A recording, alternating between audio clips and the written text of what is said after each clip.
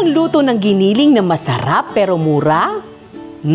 Sabi ni Tita Ces, meron! San Choy Bao o giniling mash. Sa bowl, maghalo ng cornstarch, toyo, at oyster sauce.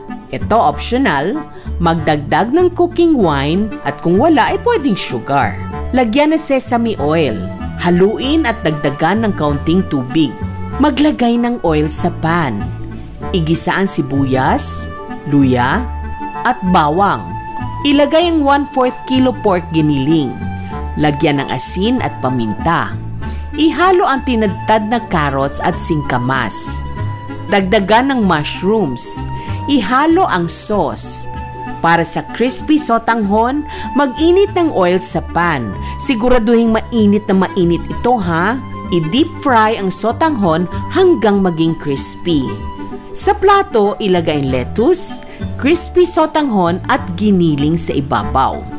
Kumuha ng lettuce, lagyan ng sotanghon at giniling at i-wrap at kainin sa isang kagat. San Choy Bao o giniling mash, panalo!